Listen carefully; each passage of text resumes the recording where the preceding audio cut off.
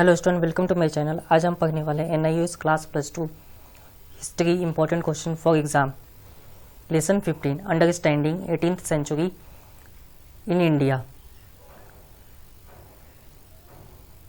आज हम इन्हीं 3 टॉपिक्स पे क्वेश्चन करने वाले हैं जो इम्पोर्टेंट है और आपके प्रीवियस ईयर क्वेश्चंस में आ चुके हैं। फर्स्ट क्वेश्चन होगा लिटरेचर, सेकंड सिराजुद्दौला और लास्ट होगा Hindi literature.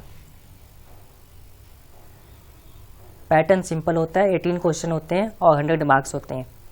Word limit mention की हुई है, ऑलरेडी मैं कई सारे वीडियोस में बता चुका हूँ। तो चलते हैं सीधा आगे, कंटिन्यू करते हैं। क्वेश्चन नंबर 1 देखते हैं directly. Examine the contribution of ancient India in the field of literature. ये क्वेश्चन अभी आया नहीं है काफ़ी टाइम से, तो चांस है आपके में रिपीटेड होने का, थोड़ा बहुत चेंजेस होगा। आपने सिर्फ एक चीज़ देखना है, लिटरेचर वर्ड। अगर ये वर्ड मैच होता है तो आपने स्टार्टिंग के 5 लाइन सेम लिखने हैं 10 मार्क्स में।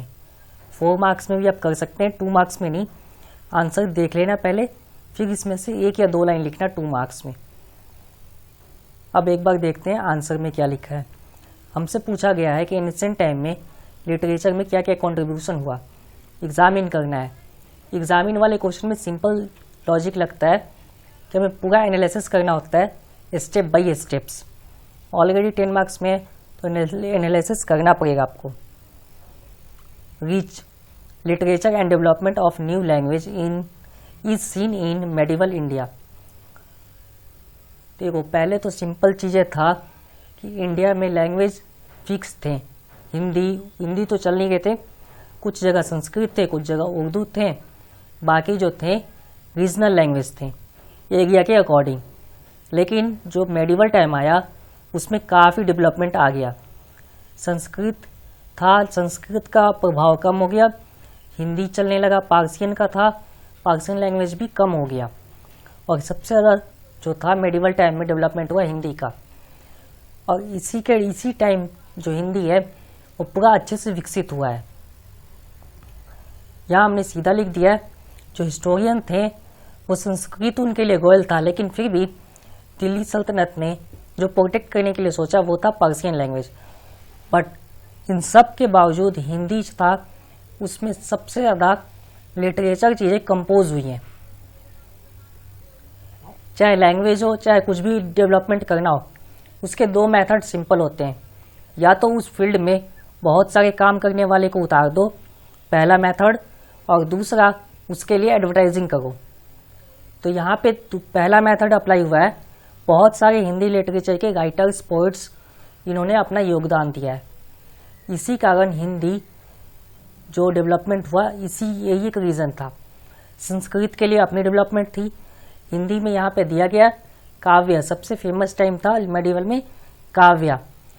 तारीफ करने का सबसे बेस्ट मेथड माना जा रहा था राजाओं की, वो थे काव्य, यानी पोएट के द्वारा उनकी तारीफ की जा रही थी। और यही रीज़न है कि उन्हें हिंदी ज़्यादा पसंद आया। अब यहाँ पे संस्कृत में भी कई सारी चीज़ें लिखी गई हैं, उसमें 2 अलग अलग राइटर यहाँ पे शो किए गए जिन्होंने अपने संस्कृत कंपोज किए हैं। उसमें से 2 नेम है यहाँ पे, एक हेमचंद सूरी, यहाँ पे जैन, और एक चेतन। ये 3 नेम है स्पेशली, अब देख सकते हैं। तो ये तीनों से शो किए गए। अब बात करते हैं, हमने संस्कृत शो कर दिया, पर्शियन शो कर दिया, हिंदी डेवलपमेंट शो कर दिया, हिंदी के यूज़ बता दिए। अब तक इतना एनालिसिस कर चुके हैं। लास्ट टॉपिक में सीधा हम बात करेंगे दिल्ली सल्तनत की। दिल्ली सल्तनत ने अमीर खुसरो, व्यक्ति का नाम है, व्यक्ति राइटर था और बहुत अच्छा पोएट्स था, बहुत सारे काव्य भी लिखे हैं। अब अमीर खुसरो जो थे वो बलबन के टाइम के कवि थे, निजामुद्दीन औलिया के स्टूडेंट थे। ये सारे पॉइंट्स आपके बुक में लिखे हुए हैं, आप वहाँ भी देख सकते हैं। इन्होंने 99 कंपोज किए जो बेस्ट था उस टाइम का, मैटर, सिचुएशन, इन सब चीज़ों पे। तो सोच सकते हैं कितने बेस्ट के पोएट थे। ये सिंपल है, आपको बता दिएगा 3-4 चीज़ें। अब देखते हैं सेकंड क्वेश्चन। सिंपल, बिल्कुल ये बहुत ही इजी क्वेश्चन है। आपसे सिंपल पूछा गया, अगर 2 लोगों के बीच में फाइट होएगा तो क्या कारण होएगा। अगर फ्रेंड्स है तो कोई सिंपली नॉर्मली कारण होते हैं, ठीक है। रिलेटिव्स है तो वहाँ भी इजी कारण होगा। लेकिन अगर कोई कंट्री के बीच में वॉर होएगा या स्टेट में होएगा तो वहाँ बिगेस्ट कारण होता है, और वो बिगेस्ट कारण है कि हमें ज़मीन चाहिए, शासन चलाना है। ये एक कारण होता है स्पेशली फाइट के लिए। सिराजुद्दौला बंगाल के नवाब थे। अब यही वो टाइम था जहाँ पे ब्रिटिश के लिए गोल्डन पीरियड कह सकते हैं, गोल्डन चांस था। अगर बंगाल कब्जा हो जाता तो पूरे इंडिया पर कब्जा होता ब्रिटिश का। तो ब्रिटिश ने बिल्कुल ऐसा ही किया, बंगाल पे कब्जा कर लिया। सिंपल था, जो सिराजुद्दौला के पूरे डिपार्टमेंट यानी कि पूरी मंत्रिमंडल में पहले पता किया कि कौन कौन है जो करप्ट है। जो करप्टेड थे उन्हें बाय कर लिया, बोल दिया कि आप सिराजुद्दौला को मारने में हेल्प करवाओ, मेरी शासन आप चलाओगे, थोड़ी बहुत हम व्यापार करेंगे। ये डील पर वहाँ पे 2-3 मंत्री करप्ट थे जो बिक गए। तो वह जब प्लासी की लगाई, बैटल ऑफ प्लासी, उसमें सिराजुद्दौला हार गया। सिंपल, जो बंदूकें तोप थी बारिश से गीली हो गई, किसी ने सेव नहीं किया, और ब्रिटिश की जो बंदूकें तोप थी वो गीली नहीं हुई, तो वो जीत गया। ये सिंपल मेथड था। अब यहाँ पे आंसर में 4 नंबर में लिखना है, इतनी बड़ी स्टोरी नहीं लिखनी है। इसीलिए हिस्ट्री में वर्ड लिमिट दी जाती है कि 4 नंबर में कोई भी स्टूडेंट 300 वर्ड ना लिख दे या 200 वर्ड ना लिख दे। तो यहाँ पे जो स्पेसिफिक लाइन थी जो इम्पोर्टेंट थी वही मैंने मेंशन किया, आपने भी यही करना है। Sirajuddaula was the rule of Bengal in 1757। Simple है, आप पता लग चुका होगा आपको कब तक शासन किया है, 1757 तक। कोलकाता में फोर्ट विलियम, ये एक जो विलियम्स थे, ब्रिटिश का एक ही गोल था कि हमें कब्जा चाहिए, चाहे कारण कोई भी हो। अब पहला रीज़न था कि मुगल कोलकाता में एक्सपोर्ट कर रहे थे, यानी सामान को बेच रहे थे दिल्ली से कोलकाता। कोलकाता जो था स्पेशली पोर्ट सबसे बड़ा माना जा रहा था उस टाइम। आज नहीं है, पर आज भी वहाँ पोर्ट है, यानी जहाज़ से सामान आते जाते हैं। तो जो ट्रेडिंग थी ना, मुगल्स इलीगल तरीके से कर रहे थे, लाइसेंस नहीं है, सर्टिफिकेट नहीं है, बस थोड़ा बहुत करप्ट देकर पास करवा लिया और सामान आसानी से बिक रहा है। तो जब पता लगा कोलकाता के नवाब को, तो वो उनके खिलाफ भी खड़े हुए मुगल। तो अपने ही जब नाराज होंगे तो बाहर वाला तो आक्रमण करेगा ही। सेम ऐसा ही हुआ यहाँ पे। ब्रिटिश थे, उन्होंने सही टाइमिंग सोचा और आक्रमण किया, इसी कारण जो नवाब थे वो हार गए। ये 2 रीज़न थे स्पेशली। एक रीज़न तो मुगल का था, दूसरा रीज़न यहाँ पे है कि ब्रिटिश बंदूक तोप गोले सब लेकर आ गए उनके हवेली पर कब्जा करने। तो ये 2 बिगेस्ट रीज़न यहाँ पे हमने शो किए। पूछा गया था कि कौन थे, तो नवाब थे और राजा थे 1757 में। सेकेंड, कारण क्या था बैटल ऑफ प्लासी का, कॉजेस। तो 2 कारण हमने शो किया है, एक मुगल और दूसरा ब्रिटिश।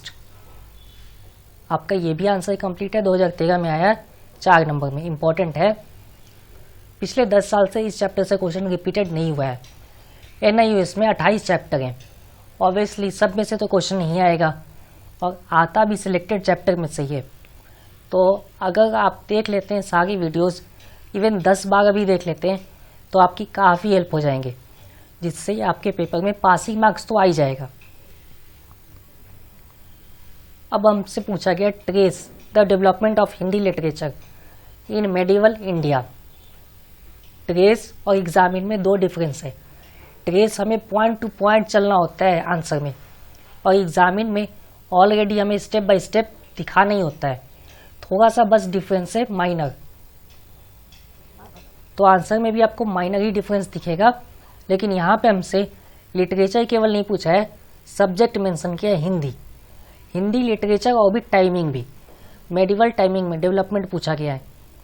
तो डेवलपमेंट का सिंपल रूल है, मैंने पहले ही बता दिया आपको, कि या तो एडवर्टाइजिंग करो या उस फील्ड में बहुत सारे काम करने वाले उतार दो।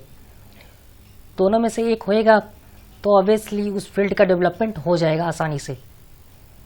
Between the 7th and 8th century and in the 14th century in Hindi development from अपभ्रंश स्टेज। अपभ्रंश की जगह आप लिख सकते हैं द क्रिटिकल लिख सकते हैं या फिर यही कहने दे सकते हैं। सेम यहाँ पे बोला गया वीर गाथा काला, ये एक नॉर्मली हिंदी में सबसे फेमस लिखी गई थी। वीर गाथा की मीनिंग है जितने वीरता थे, यानी वीर किंग थे इंडियंस में, उन सब पे लिखी गई है एनिसेंट टाइम में। वेरियस राजपूत, सेम अगले सेंटेंस में मैंने शो भी कर दिया। Various Rajput rules preserve the work written in Rajputani language of Hindi. Rajput जो भी काम कर रहे थे या जो भी बैटल जीत के आ गए थे वो लिखवा रहे थे स्पेशली, उसमें से सिर्फ ब्रेवली वाले पॉइंट्स, तो ये सारी चीज़ें लिखवा रहे थे।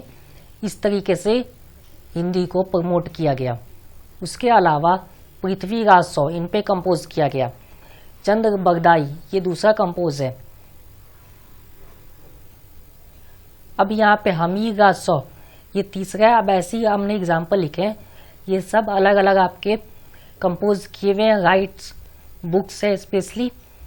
अब कहा जाता है कि हमें कुछ अंश, पूरा नहीं, कुछ परसेंटेज, इवन कह सकते हैं कि 20 या 30% हमें बुद्ध और जैन के भी अंश मिले हैं, जिसमें ये शो होता है कि बुद्धिस्ट और जैन के लिए भी हिंदी में लिखा गया है। बहुत इंपॉर्टेंट फैक्ट है और लाइन इंपॉर्टेंट है, पेपर में आप अंडरलाइन भी शो कर सकते हैं। अब बात आती है the development of the Hindi language went through a change in the 14th and 15th century. Bhakti movement, इससे अच्छा प्रमोट का कोई ऑप्शन नहीं था और डेवलपमेंट का, वो था भक्ति मूवमेंट। जो भक्ति को प्रमोट किया गया है हिंदी के द्वारा, इसमें ट्रेडिशनल लैंग्वेज था ये सारा, तो योगदान अलग अलग। अब भक्ति है तो जाहिर सी बात है सब पोइट्स इसमें अपना अपना कॉन्ट्रीब्यूशन करेंगे। तो नंबर 1 पे कबीर, तुलसीदास, मीराबाई, इन सब ने अपना अपना योगदान दिया। लास्ट में सूरदास ने। तो इस प्रकार हिंदी डेवलपमेंट हुआ है। क्वेश्चन इजी था, आपको 1-2 बार रीडिंग करना है, उसके बाद जो स्टार्टिंग पॉइंट है, एंडिंग पॉइंट, वो आपको अच्छे से लर्न करना है। बीच में स्टेटमेंट आप थोड़ा बहुत चेंज कर सकते हैं। तो उम्मीद है इस वीडियो से आपको काफ़ी हेल्प हुआ होगा। यूट्यूब चैनल पर नए हैं तो सब्सक्राइब कीजिए, वीडियो अच्छा लगा तो लाइक कीजिए, कोई क्वेश्चन है तो कमेंट कीजिए। देखने के लिए धन्यवाद, अगले वीडियो में मिलेंगे।